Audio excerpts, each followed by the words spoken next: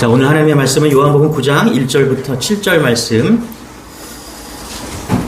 우리 함께 교독하도록 하겠습니다. 예수께서 길을 가실 때 날 때부터 맹인된 사람을 보신지라. 제자들이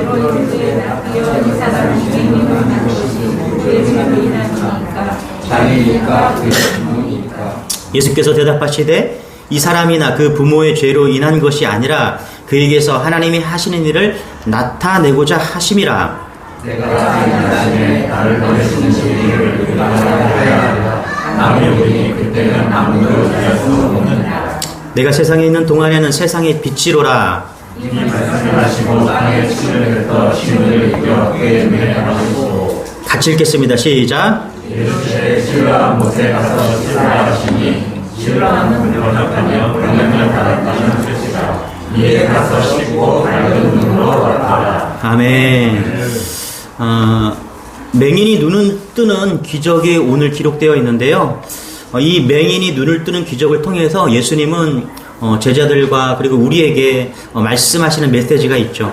여러분, 단지 이 사건이 눈을 뜨고 떠서 놀라운 기적의 사건이다, 그게 메시지가 아니죠. 맹인이 눈을 뜨는 것을 통해서 오늘 분명하게 주시고자 하는 메시지가 있다는 것입니다. 우리 1절을 다시 한번 읽어볼게요. 시작. 예수께서 길을 가실 때 날 때부터 낸 사람을 보신지라. 여기 보니까 우리가 첫 번째 우리가 붙잡아야 될 말씀이 있는데, 첫 번째는 뭐냐면 보신지라 이렇게 얘기합니다. 누가요? 사람을 보신지라. 예수님께서 사람을 보셨다. 보신지라. 여러분, 예수님께서 예루살렘 양문의 곁에 가셨을 때 베데스다 연못에 이르렀을 때 38년 된 병자를 보셨어요. 거기에 이렇게 기록되어 있는데, 요한복음 5장 6절 7절 같이 한번 읽을게요. 시작. 예수 5절 읽게. 5절요. 제가 5절 시작. 예수께서 그 누운 것을 보시고, 5절 이렇게 되었습니다. 예수께서 그 누운 것을 보시고 병이 벌써 오래된 줄을 아시고 이르시되, 이렇게 얘기합니다. 그러니까 양문 곁에 갔다가 38년 된 병자를 보시고 예수님께서 처음에 한 사역이 뭐예요? 보셨다라고 하는 것이죠. 그러니까 요한이 하고자 하는 메시지가 있어요. 그거는 뭐냐면 예수님께서 보셨다라는 겁니다. 그런데 여러분, 누가복음 18장을 보면 이런 얘기가 나와요. 맹인 바디메오 얘기가 나옵니다. 그런데 이 누가는요, 이렇게 기록해요. 맹인이 다윗의 자손 예수여 나를 불쌍히 여기소서, 이렇게 얘기합니다. 그런데 여기서는 뭐라고요? 누가복음에서는 맹인이 예수님의 이름을 불렀다라는 거예요. 다윗의 자손이요. 그러니까 맹인이 먼저 불렀다라는 거예요. 그런데 요한복음에 보면은 그렇게 기록하지 않고요. 어떻게 기록하냐면 거의 다가 예수님께서 먼저 보셨다라고 기록하고 있다라는 거예요. 자, 분명한 메시지가 있다라는 거예요. 요한이 의도한 메시지가 있다라는 거예요. 뭐예요? 예수님은 우리가 그의 이름을 부르지 않아도 보고는 보시는 분이시다, 이것을 표현하고 싶은 것이죠. 여러분, 예수님이 우리를 보고 계심을 믿으시기 바랍니다. 예, 주님이 보고 계신다, 주님이 보고 계시다 그러면은 좀 부담이 되죠. 부담이 될 거예요. 우리가 하나님이 나를 보고 계신다, 계심을 느낄 때 보고 계시니까 내가 죄짓지 말아야지, 마음이 또 어렵고, 누군가가 나를 본다고 하는데 하나님이 나를 보시고 예수님이 나를 보신다고 하니까 이 마음이 얼마나 어렵습니까? 그런데 여러분, 주님이 우리를 보고 계시는 것은요, 우리의 죄를 지적하거나 우리를 업신여기거나 그렇게 하기 위해서 보고 계신 것이 아니라 우리를 인도하시고 우리를 치료하시고 보호하시기 위해서 보고 계심을 믿는 여러분 되시길 바랍니다. 여러분, 어떤 사람을요 8초간 쳐다볼 수 있으면요 그 사람과 사랑에 빠진다라고 이야기를 합니다. 제가 우리 샘이랑 지금 여기서 8초를 보면요, 저 사람 우리 샘이랑 저랑 교감을 하는 거예요. 8초를 보면은 그 영혼의 교감이 이루어진다 이야기를 합니다. 우리 8초를 한번 쳐다볼까? 쉽지 않죠, 그렇죠? 1초, 2초, 3초만 쳐다보면 왜 이렇게 빤히 쳐다보냐고 이렇게 말할 거예요. 8초를 쳐다보면 사랑에 빠진다. 여러분, 우리 주님이요, 우리를 날마다 8초, 8시간, 8,000시간이 아니라 8만 시간이 아니라 날마다 우리를 쳐다보고 계심을 믿으시기 바랍니다. 그 쳐다보면요, 사랑의 눈으로 우리를 쳐다보는 거예요. 여러분, 혹시 그 아바타 영화라고 혹시 아세요?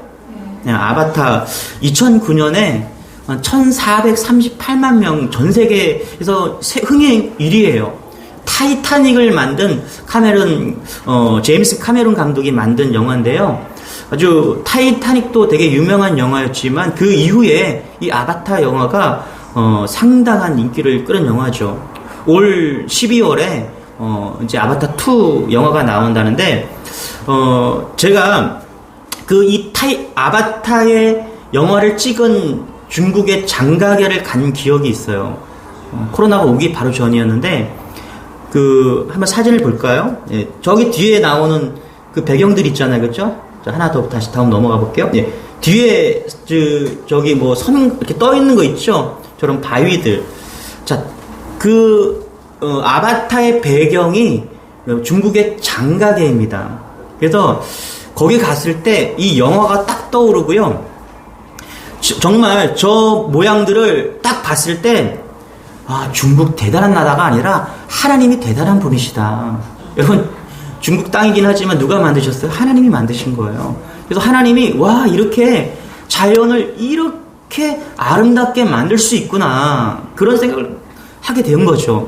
그러면서 제게 떠오른 한마디가 있었어요. 뭐냐면 아바타에서 남자 주인공과 여주인공이 하는 인사가 있어요. 그게 뭐냐면 I see you 이렇게 얘기해요.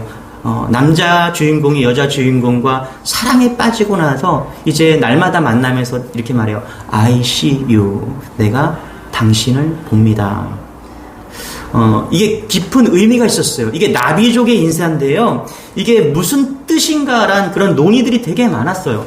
그런데 I see you 이것은요, I love you로 바꿀 수 있다라는 것입니다. 그래서 제가 장가게에 가서 한마디 딱 했어요. I see you. 그 자연을 보면서 하나님, 내가 당신을 봅니다. 내가 당신을 사랑합니다. 이렇게 아름다운 자연을 만드신 당신을 찬양합니다. I see you. 여러분, 하나님이요, I see you 하십니다. 우리를 I love you 하시는 거예요.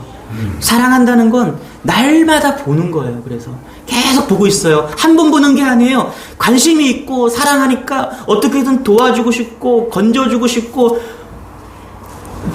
그런 모습으로 우리를 날마다 보고 있다라는 것입니다. 여러분, 이걸 믿는 여러분 되시길 바랍니다. 내가 너를 본다, 이것은요 부담되는 것이 아니에요. 내가 너를 사랑한다는 거예요. 하나님이 우리를 날마다 보고 있다는 것입니다. 오늘 이 기적도요, 예수님이 어디서 시작됐냐면 예수님께서 볼 수 없는 맹인을, 그분을 먼저 봐주시는 거에 대해서 놀라운 기적이 시작되었다는 것입니다. 여러분, 우리 주님께서 여러분의 삶을 날마다 보고 계심을 믿는 여러분 되시길 바랍니다. 사랑의 눈으로 I see you 하고 계심을 믿는 여러분 되시길 바랍니다. 시편 50편에 보면요, 다윗은 마치 그 누군가 목숨을 걸고서 맞짱을 뜨고 있는 그런 표현이 나옵니다. 상대가 한 명이든 다수인지 모르겠지만은 그 전쟁 상황이 시편 70편에 그렇게 나와 있습니다. 그런데 여러분, 다윗이 누굽니까?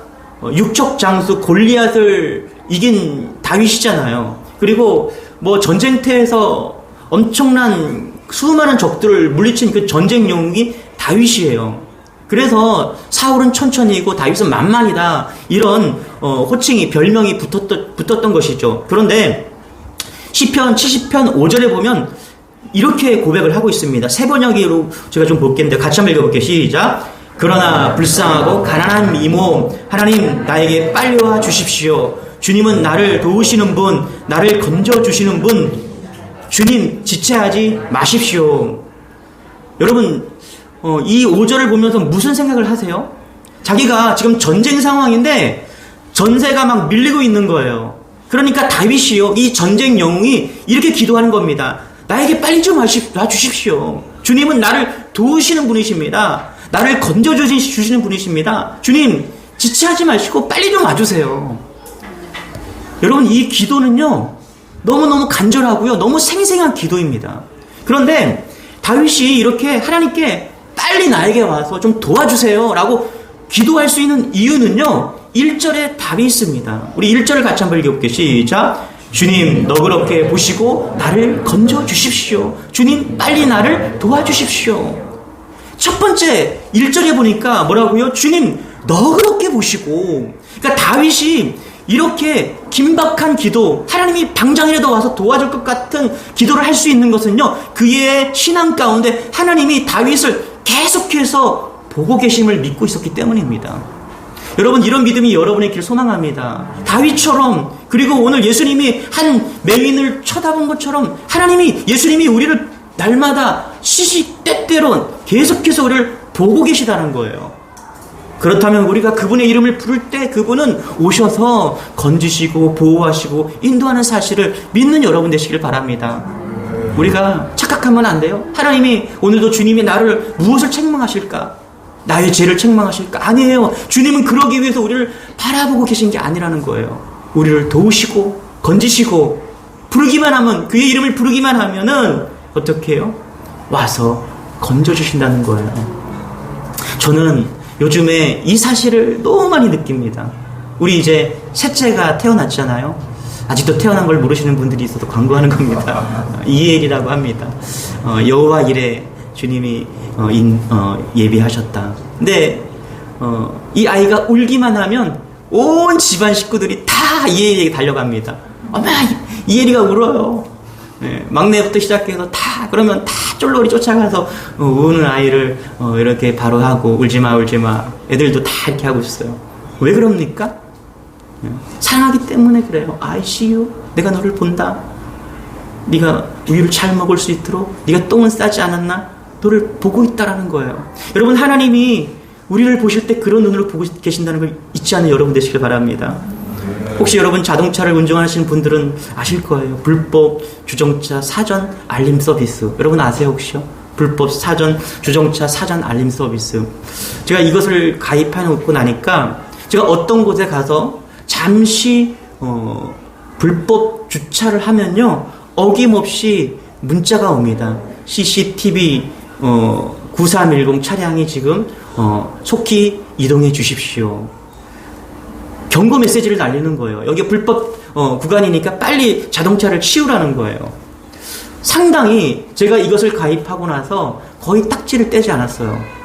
얼마나 편한지 몰라요. CCTV가 있는 곳에 거의 다 불법 그 카메라들이 있잖아. 찍을 수 있는 카메라들이. 그러고 나서 제가 이걸 가입하고 나서는 거의 딱지를 떼지 않았는데, 저에게는 이것이 얼마나 좋은지 모릅니다. 알려주니까요. 나를 보고 있는데 그것을 알려주는 거예요. 그런데 도둑이나 절도범에게 이 CCTV가 얼마나 부담이 될까요? 저것만 없었다면은, 그쵸? 저것만 나를 보고 있는 저 CCTV만 없었다면은 마음대로 활개를 칠 수 있을 텐데. 여러분, 하나님은요, 그런 분이십니다. 누군가에게는 정말 부담되는 하나님이세요. 세상을, 우리가 하나님을 믿지 않는, 자녀되지 않은 그들에게는 하나님은 늘 정죄하고 양심을 찌르시는 그런 하나님이실 것입니다. 그런데 우리가 믿는 그 예수 그리스도, 그분이 우리를 바라보고 있다는 것은요, 우리를 보호하시고 우리를 인도하시고, 할렐루야, 우리를 지키시기 위해서 보고 계신다는 사실을 잊지 않는 여러분 되시길 바랍니다. 오늘 이 맹인을 보신 거는요, 분명한 의도가 있습니다. 뭐예요? 치유하시기 위해서 보셨다라는 것입니다. 이런 좋으신 예수님을 온전하게 믿는 여러분 되시길 바랍니다. 우리 2절과 3절입니다. 같이 한번 읽어볼게요. 시작. 제자들이 물어 이르되 랍비여, 이 사람이 맹인으로 난 것이 누구의 죄로 인함이니까? 자기니까? 그의 부모니까? 3절 읽겠습니다. 시작. 예수께서 대답하시되 이 사람이나 그의 부모의 죄로 인하시니까 그에게서 하나님이라는 죄를 받아야 것이다. 제자들이 물었어요. 그 맹인을 보고서 물은 거죠. 선생님이요, 이 사람이 맹인된 이유가 누구의 죄입니까? 이렇게 물은 거예요.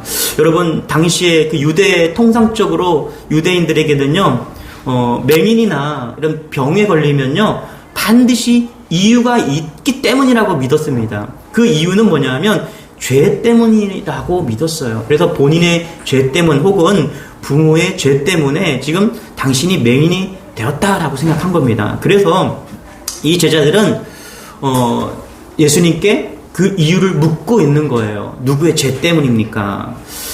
그런데 이렇게 물었던 그 제자들에게 예수님은 어떻게 대답을 하셨습니까? 3절에서 대답을 하셨어요. 다시 한번 읽어볼게요. 시작.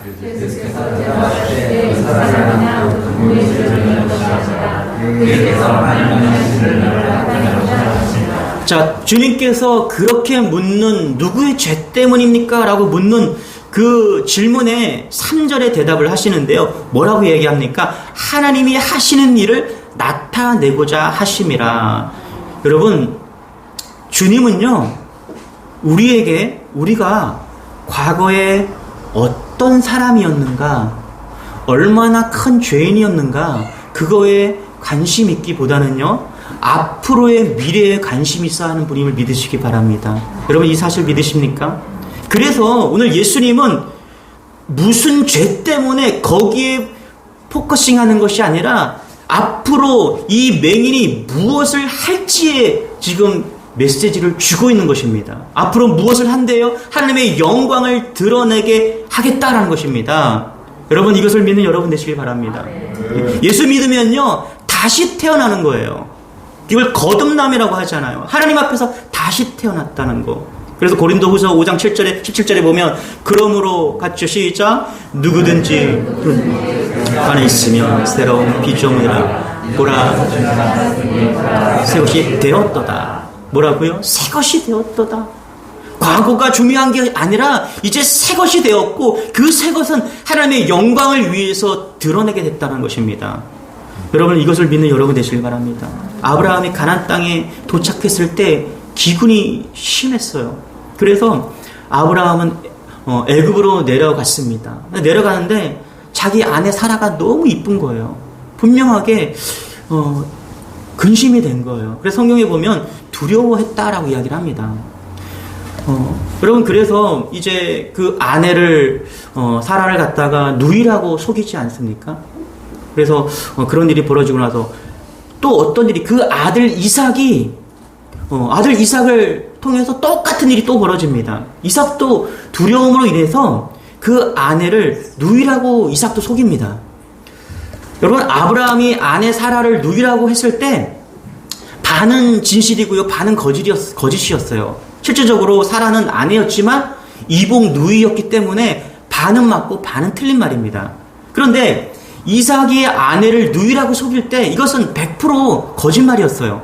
그러니까 잘 보세요. 아브라함의 가계에 아브라함이 이삭으로 넘어가면서 그 죄가 확대됐죠. 그리고 또 그 손자, 아브라함의 손자 야곱에서는 어떤 일이 벌어졌습니까? 야곱은 복을 받기 위해서 사람을 쉽게 속이고 그리고 타인에게 피해를 입히는 거짓말장이 야곱이 되었습니다. 그러니까 이 가계의 저주라는 것을 우리가 많이 이야기를 하잖아요. 그럴 때 이 아브라함을 가지고 많이 이야기를 합니다. 그런데 여러분 잘 보세요. 가장 그 결정판이 누구냐면 야곱인데, 거짓말장이 야곱이 언제 바뀌냐 하면 야복 강가에서 천사와 씨름할 때 완전히 바뀝니다. 야곱과 천사가 씨름하기 전에는요, 아브라함과 할아버지 아브라함과 아버지 이삭과 똑같이 속이는 인생이었습니다. 그런데 어떻게 됩니까? 그 야복 강가에서 하나님을 만나고 이후에 그의 인생은 속이는 인생이 아니라 정직한 인생으로 바뀐다는 것입니다. 자, 우리가 창세기 32장 11절을 볼 텐데요. 에서가 이제 막 자신을 죽이려고 할 때 400명을 끌고 자기를 죽이려고 막 다가온다는 소식을 듣고서 야곱이 어떻게 합니까? 창세기 32장 11절 이렇게 기록되어 있죠. 같이 읽어볼게요. 시작. 주께 간구하오니 내 형의 손에서 에서의 손에서 나를 건져내시옵소서. 내가 그를 두려워하면 그와 와서 나와 그 내 처자들을 칠까 겁이 나기 때문이다. 그러니까 자식과 아내를 앞세웠고요, 자신은 맨 두려워서 맨 뒤로 빠져 있었습니다. 자, 그런데 천사와 야복 강가에서 씨름하고 나서 어떻게 변하냐 하면 창세기 33장 2절 3절 이럽니다. 같이 읽어볼게요. 시작.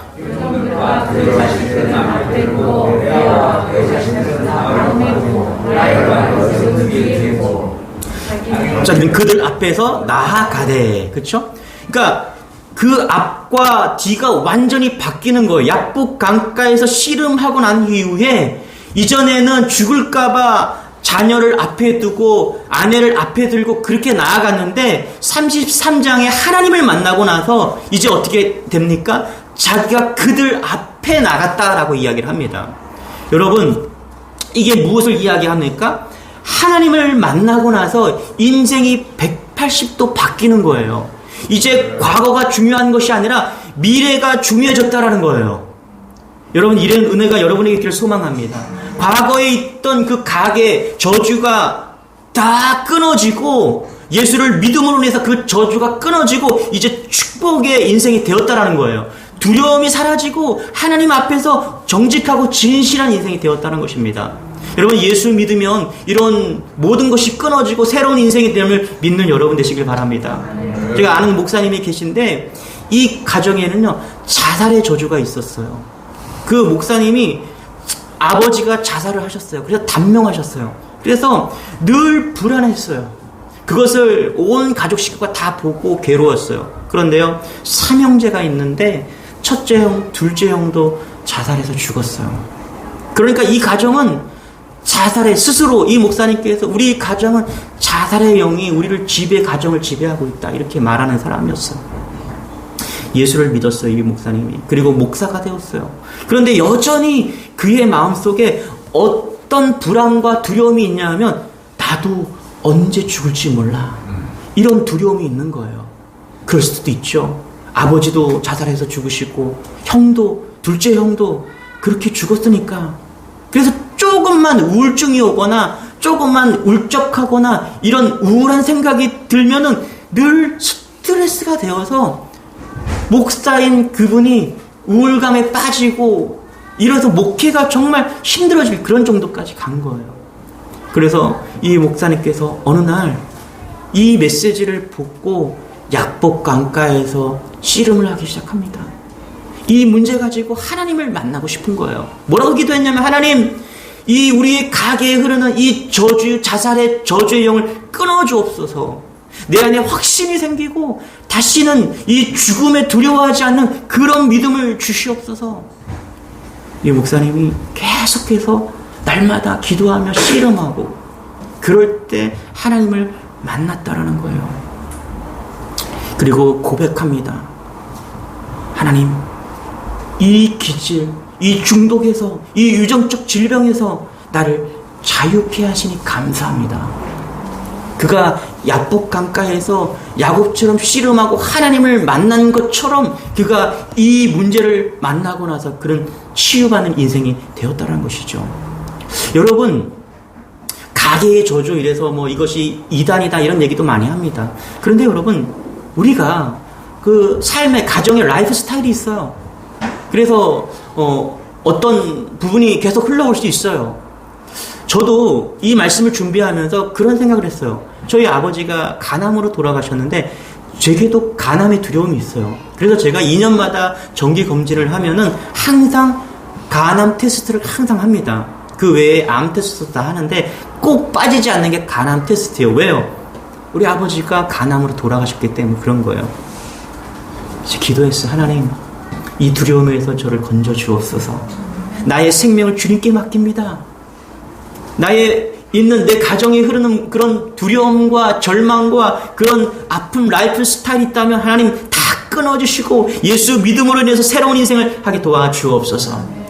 오늘 이 맹인에게 하셨던 네가 너의 영광을 드러내겠다라는 것이 지금 이 말씀인 것이죠. 여러분, 예수님을 믿고 축복의 통로가 된 줄 믿으시기 바랍니다. 모든 저주와 근심, 두려움이 끊어지고 오직 예수 그리스도께서 우리를 빛같이 드러내서 영광 가운데 드러냄을 믿는 여러분 되시길 바랍니다. 그래서 여러분이 어딜 가시든지 축복이 될 것입니다. 할렐루야. 여러분이 누구를 만나든지 여러분은 복의 근원이 될 거예요. 우리 3절 같이 한번 읽어볼게요. 3절 시작.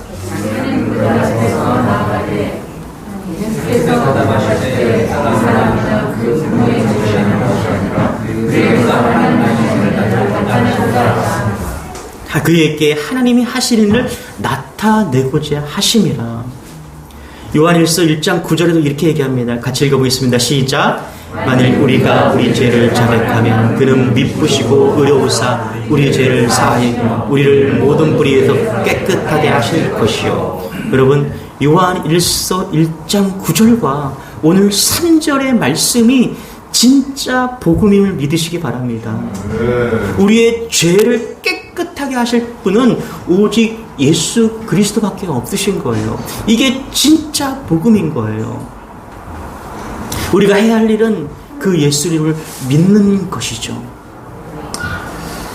우리 6절 7절입니다. 같이 읽어보겠습니다. 시작. 이 말을 하시고 땅에 침을 뱉어 진흙을 이겨 그의 뇌에 바르시고 이르시되 실로암 못에 가서 씻으라 하시니 실로암은 번역하면 보냄을 받았다는 뜻이라. 이에 가서 씻고 밝은 눈으로 왔더라.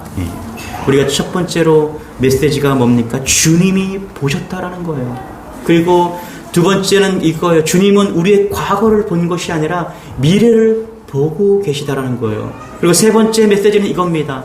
실로암이 아니라 주님을 바라봐야 된다는 것입니다. 여러분, 땅에 침을 뱉어서 진흙을 이겨서 그의 눈을 바르셨어요.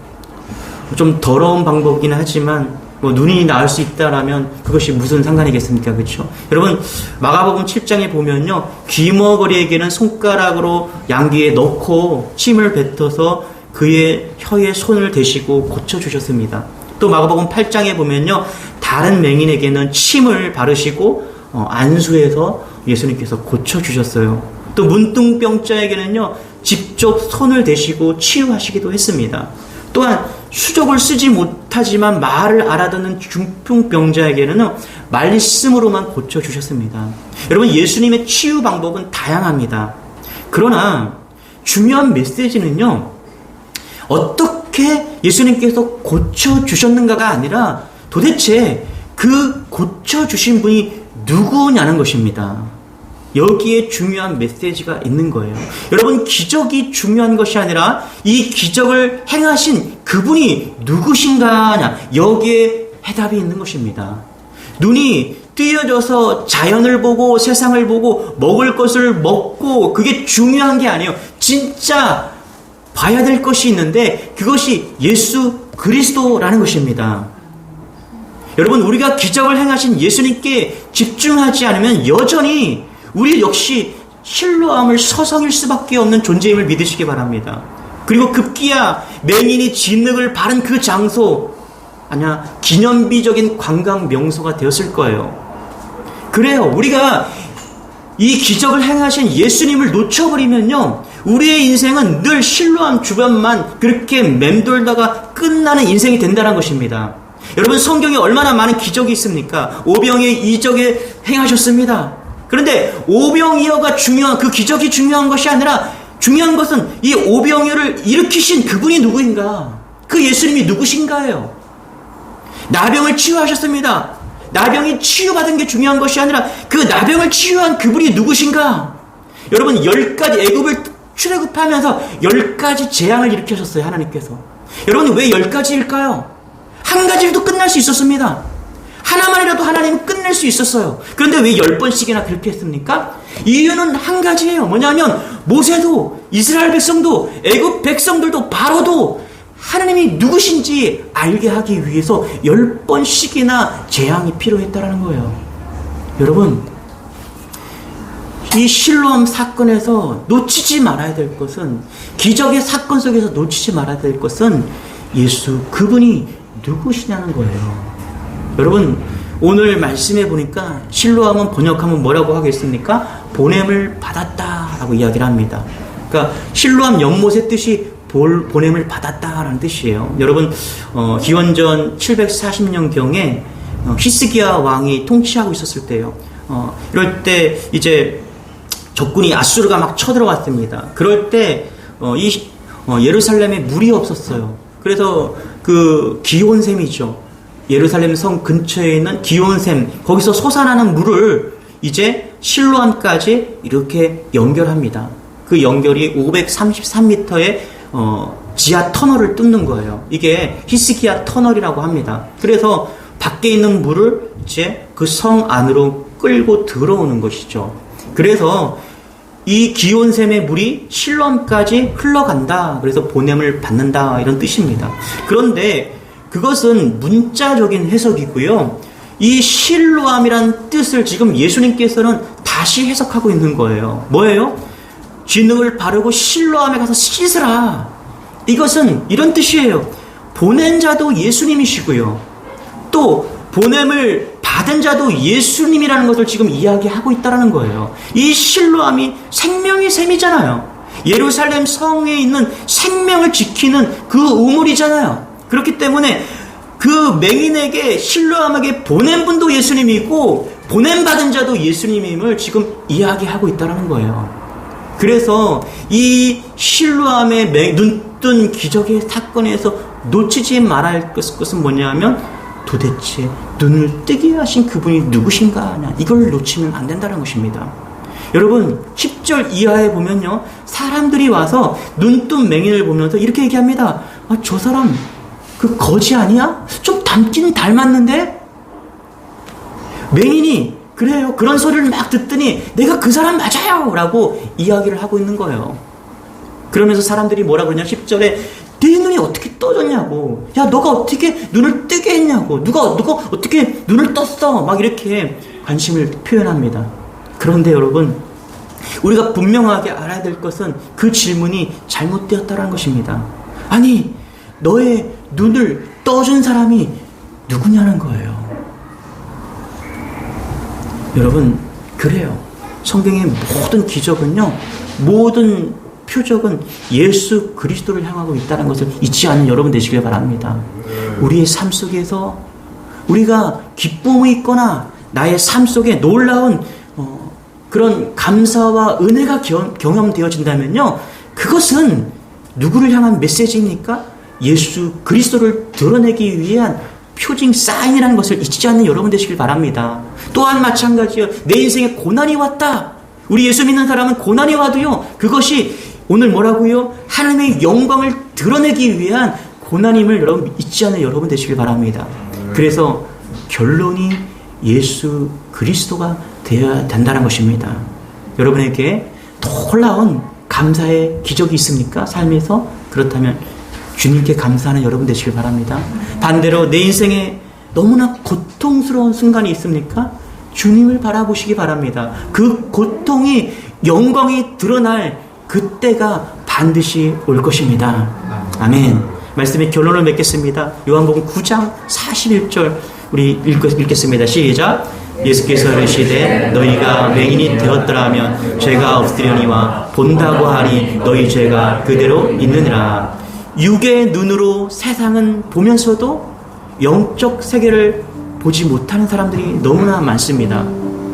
영적 맹인이라고 하죠. 성경은요, 육적 맹인보다 영적 맹인에 주목합니다. 영적 맹인은 영의 세계를 볼 수 없는 사람입니다. 여러분, 하나님, 구주 예수님, 성령의 역사, 천국, 지옥, 죄, 심판, 영생, 다 영적인 단어들이에요. 여러분, 이 단어들이 여러분의 삶과 여러분의 가치관에서 얼마나 작동하고 있습니까? 저는 지난 한 주에 말씀을 준비하다가 저에게 복음을 전해준 목사 친구가 있어요. 너무너무 감사해서 눈물이 막 나는 거예요. 어떻게 저 친구가 나에게 이 복음을 전해주지 않았다면 나는 지옥에 갈 수밖에 없는, 내가 정말 저 친구가 나에게 복음을 전해주지 않았다면 나는 세상에서 여전히 방황할지도 모르는데, 그러니 나에게 복음을 전해준 친구가 얼마나 감사한지 눈물이 나는 거예요. 그래서 제가 감사의 표현으로 과외를, 친구야, 내가 표현할 길이 없구나. 너가 나에게 복음을 전해준 것이 너무너무 감사하다. 그래서 내가 과일을 보낸다. 맛있게 가족들과 먹으렴. 그 친구에게 저는 너무나 많은 빚을 진 거예요. 여러분, 제가 만약 천국이 믿어지고 지옥이 믿어지고 심판이 믿어지고 죄가 믿어진다면 어떻게 나를 구원해주고 나에게 복음을 전해준 그 친구가 감사하지 않을 수가 있겠습니까? 여러분, 진실로 예수님이 믿어지는 여러분 되시기를 축원합니다. 이 영적 맹인이 되지 마시고 영적인 눈이 트여져서 영적인 것을 보는 우리 주님의 교회 모든 성도들이 되기를 주님의 이름으로 축원합니다. 우리 모두 자리에 일어나셔서 우리 이 찬양을 하기를 원합니다.